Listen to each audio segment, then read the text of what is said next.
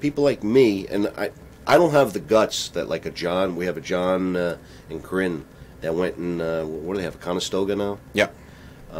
People like John and Corinne that have the stones and have the experience to do it, coming out of logistics and doing it. More people like John and Corinne will join you guys out in the flatbeds, and I don't know how long those rates. For a while, they should stay good, but yeah,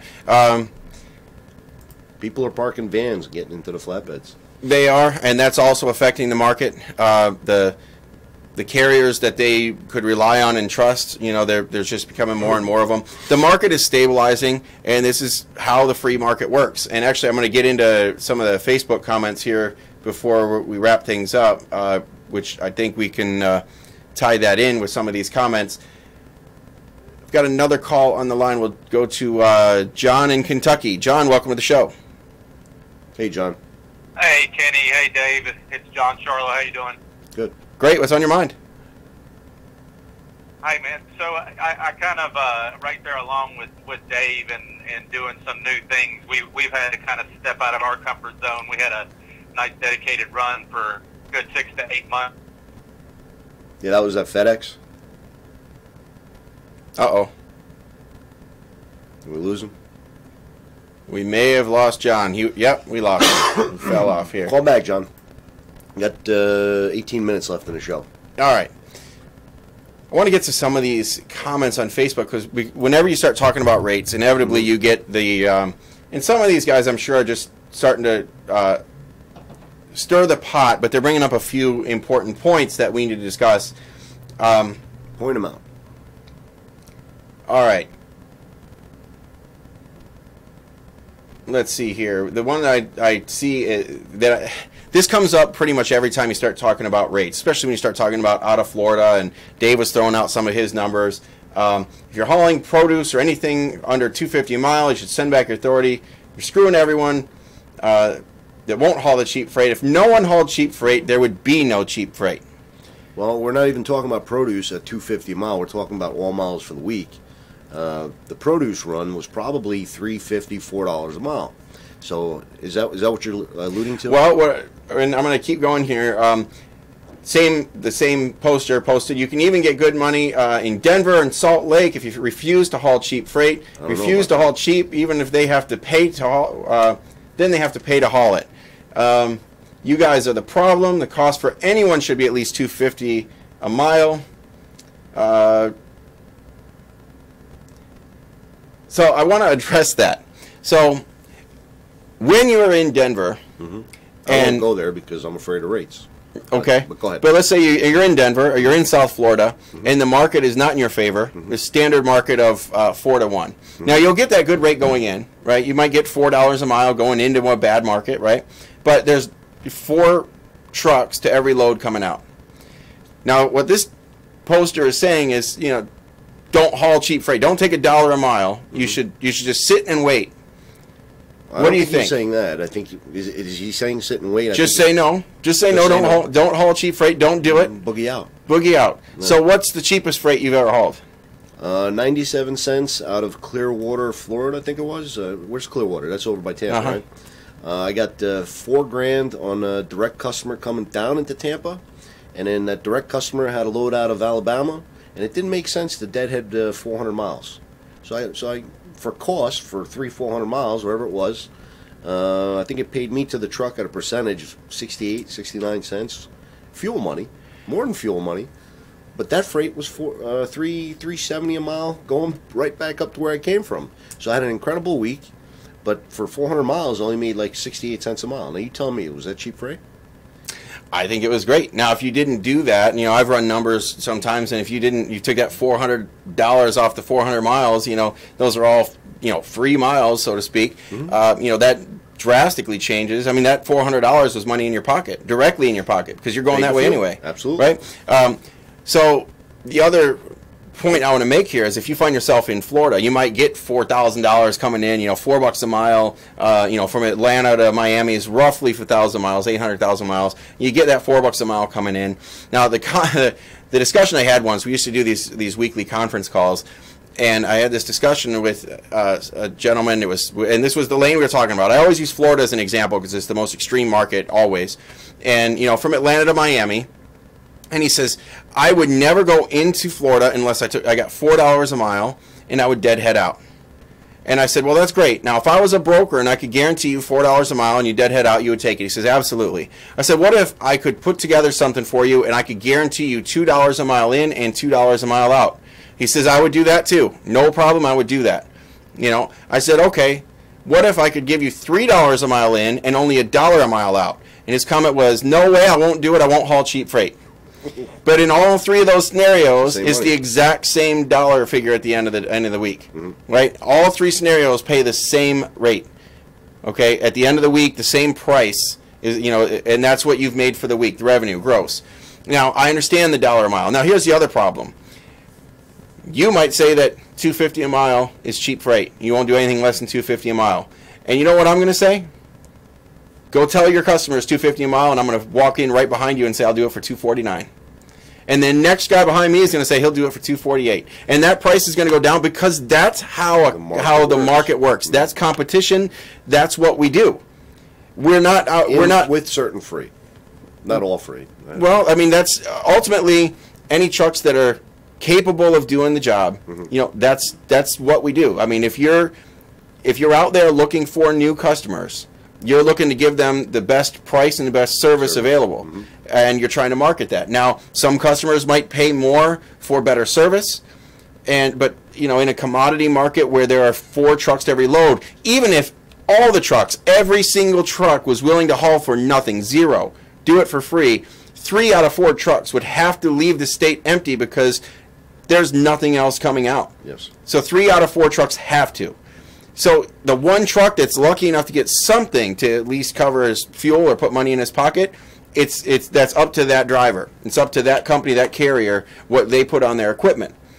So they might decide that it's better to deadhead out to the next best area, find the next load.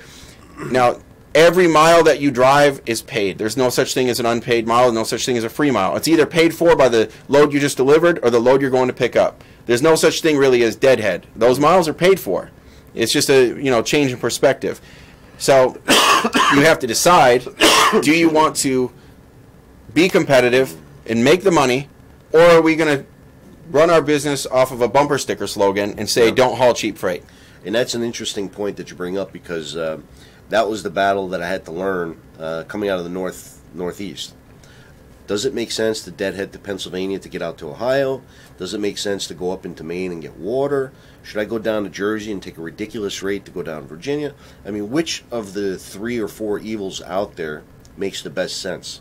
And in a slower market, you can get sick over those kind of decisions. But the thing is, the longer you take to make that decision, the less revenue you're generating.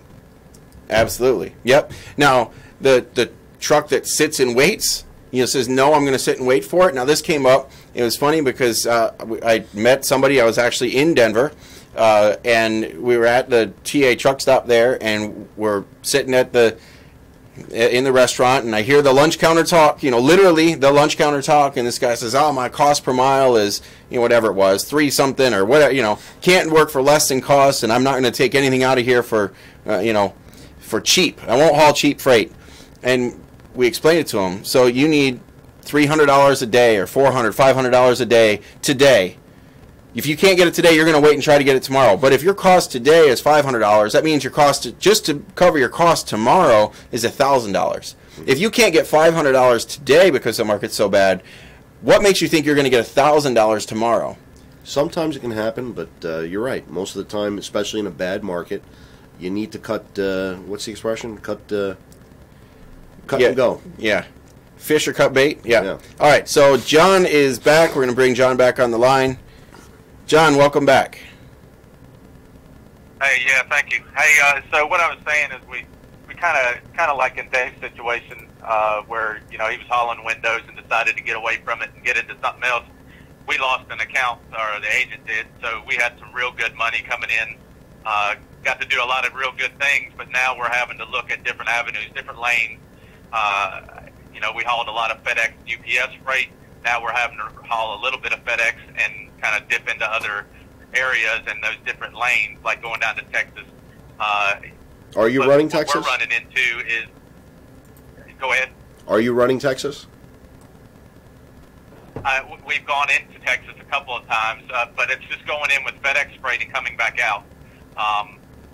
The other week we went in with FedEx and we came out with clothes coming out of Mexico, which it paid real good to get us back up to Ohio. So that lane there seems to be a good paying lane to dip into instead of us running to Utah. We had a good paying lane that came from Utah back to Ohio that we lost. So what we're seeing is, like, if I looked at the DAT map today, it kind of looks like the Utah, Colorado, that whole area over there is starting to get a little redder. But when we look at our load board and try to, see what the freight is or what the reason is, we really don't see it. You guys probably see it a lot better than we do, so we're just trying to find the hot lane to get back into, to follow those rates. So that's interesting that you said that. You have somebody that gave you access to a DAT. Is that what you're saying? Because I know Landstar doesn't have the. No, I just look at the trend line, so I can see the hot map, for vans, and I can see what states are getting, redder as far as the color goes and what the ratio is, and that's about all I can see. So I can look at that, and then I can go to our load board and pull up those states. You can select the states, and then actually try to see what the freight is that's coming out of there this week and maybe going into next. And a lot of it that's coming out of the west over there is just regular commodity freight. There's a little bit of building wear that's coming out, some metal, some building goods and stuff, but most of it's regular commodity freight. But I don't see it much on Landstar's load board. So I was kind of wondering what your insight was on those colors coming up. What is it that's building the Utah, the Colorado, and all up when we're not even seeing the loads? Well, what I'm starting to see is now the way that DAT puts this together is how many trucks are in the area versus how many loads are in the area posted. Now, one thing that can kind of skew the map is how many loads are inbound and outbound of those areas. So there are a lot of loads, volume-wise. There are, I'm looking at the Vegas market right now. It's a 6.2 to 1 market. Loads in the area 867. Trucks in the area 139. Now, there's a lot of stuff going out to Vegas. A lot of stuff from the California market going into Vegas. So there's a lot of. I'm sorry, it's the other way around. A lot of trucks are leaving out of there, going into California and so forth. The volume is what we're looking at, though. Now, the volume of loads is 867 loads, pretty much in the entire south section of Nevada. Most of it, I'm sure, is right around the Vegas area, the southern tip of Nevada, versus the trucks, 139. Now, the volume there is what we're looking at. Yes, it's 6 to 1, but it's in such a major area that it skews it a little bit. So the neighboring markets, on the other hand, if you look at Ontario, California market, the neighboring market, 4,500 loads to 634 trucks. So what's happening is the neighboring market is pulling a lot of those trucks into, so a lot of trucks that are in Vegas are deadheading into Southern California to pick up loads out. And they're posting their trucks in Southern California. So it's somewhat skews the gauge, if you will. It's like somebody's, putting their finger on the scale, so to speak, because the neighboring markets are pulling those trucks out of the market that you're looking at. So there are still the same products, the same volume of freight coming out of Nevada, coming out of Salt Lake City market. Salt Lake City market, which is most of Utah, when you look at these maps, 230 trucks, but 1,100 loads. The volume there for the area that's spread out, it makes it hard to see. Now, if we look at a market like central Illinois, Taylorville market, you're looking at, I mean, the entire market is about the size of Metro Salt Lake City area, okay, on the map.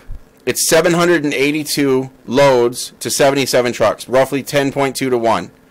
Now that whole market will fit in the Salt Lake City metro area, versus if you click on the Salt Lake City market, it's the entire state of Utah. You see what I mean? So the data makes it hard to justify. Now, what you're looking at with the trend lines map, that's actually just the state. It's statewide, and then that data is actually for averaged out over a week, versus when the guys have the load board up, and you'll see screenshots of it on Facebook and so forth. That's daily. They're doing a 24-hour screenshot of, you know, what the market is doing in that time frame. Okay, I got you. All right, so they're able to see the trends and how they're moving a lot faster and more regional, versus that map that you're looking at is you know, a week's worth of data. See, and like for Texas, yeah, and I guess that's all I can go by is seeing that. I can say, well, last week this is what it's, you know, this is what it was doing. You know, what can we expect it to do? It seems like the actual rates went up a little bit for this week on van. I think it went from 214 to 250, but still, so then I start looking at the two, wondering, you know, okay, well, what is the freight? You know, if those are going up, what is the freight? Because I can't see the 24-hour deal. Right. Well, here's the other factor that you're dealing with. Now, the other factor that you're dealing with, you are with one carrier. Now, granted, that carrier has agents all over the country, but you're still limited to only what that one carrier has access to. Versus us out here on the open market, the spot market, we have access to the majority of what Landstar puts out. We also have access to every other broker out there. So we're able to see a lot more. Now, certain agents specialize in a certain type of freight. Certain brokers, brokerages specialize in a certain type of freight. So there are certain areas where different brokers have different volumes of freight. When you get out west, it was always my experience that Landstar, it was hit and miss what you'd find out there. There are other brokers. The other thing, you know, I remember the first time. Now, I was leased to Landstar 12 years ago, and we got our authority. And you know, I ran majority of Landstar freight in the beginning because I knew their system. Even though I had my own authority, I was still running, you know, the majority of their freight, working off of their load board and so forth. And I thought, because when I was leased to that company, I would go up, and one of my regular runs was up into the northern Maine area, and I planned on deadheading out every time because, you know, that company didn't have anything out of there. Once I got my own authority, I thought the same thing. But I delivered in Presque Isle, Maine, which is right on the Canadian border up there, and I was ready to deadhead out. We figured, well, just look at the load board real quick. Sure enough, literally half a mile down the road, I found a load out with a different brokerage. Never would have happened under that one carrier. Oh, wow. That's one of the benefits of getting your own authority and kind of, you know, going your own, or leasing to a carrier that allows you to broker or book broker loads through other agents. And I know Landstar has the ability to do that. You just have to find an agent that will work with you on that. Yeah, and I like what you're doing, John, looking at that map. I know when I was over where you're at, I didn't use any outside tools other than what that carrier had. And I think that's a great idea, especially running team. You want to know where the hot market is, because if you can figure out... Right. So you're still staying with FedEx on one lane, or is that hit and miss? No, it's hit and miss because there's, you know, there's a good handful of agents that's pretty much got the FedEx market wrapped up with us. Okay. So you just have to find those ones. They're going all over the place. You can go from Indianapolis to, you know, California and back. You can go from Effingham down to Houston, from Houston to Denver. You know, it's instead of just the one run that we would do, we're having to stretch out and look at different ones and then fill in between them, because you're obviously going into a dead zone. We're going into Denver, you know, day after tomorrow, and it's, you know, pretty much a dead zone. So now we have to find what can we hop from there to there. Because I'm not a sitter. I mean, I never have been. Yeah. So I'm going to find that load that's going to pay my cost to get to it, to get that load that pays us the money. So, and it's just a little different. You know, we haven't had to do it for a year, or well, since we started teaming. We went right into that good run. So now we're having to get out and use our brain a little bit, kind of like you're doing, you know, kind of figure out what the best way is to figure out a lane, make that money like you were doing. but you're just having to work a little bit harder. John, I'm telling you, having to use, I wanted to look at the math. When she's got her time in, and you guys are ready to move that team somewhere, I think you need to be able to get that spot market freight. I think you can increase your revenue by leasing on or getting your own authority. I mean, like I told a bunch of other people, for me, getting my own authority was not a decision I could make to begin with. I don't know how you feel about that, but leasing on with the right carrier as a team, there's no reason why you can't do 20-30% better, I think. Right. So. Yeah, and we pretty much talk about it and agree with that. We're on the, you and I talked, and we're on the hold right now for that other deal to go through. Hopefully in November, we're already scheduled for the orientation. So if that goes through and everything goes well with that, then that's the niche we want to get into if it works. Great, I'm happy for you. If it doesn't, then our options are open after that. Awesome. And the spot market's the way that I think that we need to go. So, I think so too. I just wanted to put that out there. All right, John, I appreciate it. We'll put you back on hold, and we are at the top of the hour here. One last point on the Facebook comments I want to wrap up with, and this is something that it has to be factored into this. A couple of comments actually back to back. Fuel prices are skyrocketing too, and fuel is over 60 cents higher this time than it was last year, and that is absolutely true. Now, 60 cents per gallon equates to about 10 cents per mile on the fuel surcharge scale. Okay, so yeah, so most fuel surcharges are based on 5 to 6 miles per gallon. You're right at that 10 cents per mile. So, but a year ago we were seeing roughly $1.70 to $1.80. So even if you factor in the additional fuel costs, you're at $1.80 to $1.90. I just pulled up the trend lines report, and vans right now are at $2.15. They've been $2.15 consistently for the past 3 weeks, and only down for, 3 pennies from $2.18 4 weeks ago. So we are seeing consistent rates with vans, but it is very regional. And I think it's important, on the one takeaway from this whole show, I think, needs to be study the markets, because first quarter of this year, the whole country was flooded. We needed capacity everywhere. But right now we are seeing consistent rates, but national average rates are holding consistent. It's the regional rates that we're starting to see fluctuate major. So the South is very, very hot. Great rates out of the South, going into the North, going into the Midwest, even the Pacific Northwest.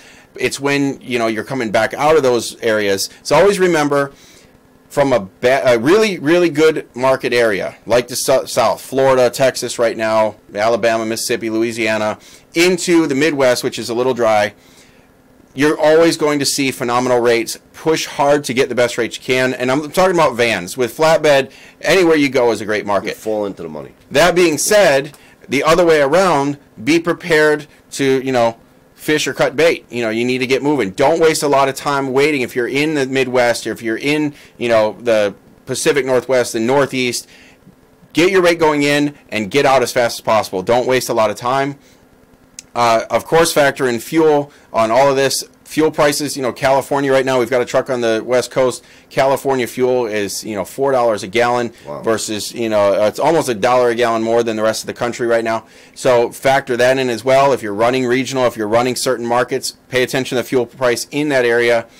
Look at the markets. If you're going from a obviously good area to a bad area, you'll get good rates. Bad area to a good area, you'll get worse rates. But good area to a good area, you should be shooting for that average. And from a bad area to another bad area, look at that, and you should still be able to get that average. It's when you go from a bad area to a good area, a bad market to a good market, that's when you struggle to get the rates up. So just keep that in mind. Pay attention closely to the rates. The DAT tools are great, but there's a lot of other things. I mentioned the USDA reports are out there. A lot of the markets for van and reefer are driven by the produce market, so that's a good place. And just last week at the Transparency 18 conference, I'm going to talk about that more next week, I found a new product called Sonar. It's still in beta testing, but they are giving a 30-day free trial right now. It will go active live in full subscription mode come July 1st. So now until the end of June, it's definitely something to look at. You're going to see your markets, and it's backwards information somewhat from what you're going to see on DAT. You're going to see the tendered rejects and, you know, places that the trucks are turning down freight. Where are they turning it down? What lanes are they turning down freight on contract rates? And that gives you, what we were finding out there was that will give you an index of what's to come. You know, when you're looking at the loads to trucks posted, that's 24 hours ago yesterday. But when you start looking at freight that's rejected today, you're going to see the markets in those areas change in about a week to 2 weeks out. So it was really cool to see that information. I'm going to talk more about that next week. So until next week, everybody. Dave, you got any closing thoughts? No, I think we covered a lot here, and I really appreciate your time. And I appreciate you having coming on. And remember, dream, aim, strategize, and earn it. And we will talk to you next week.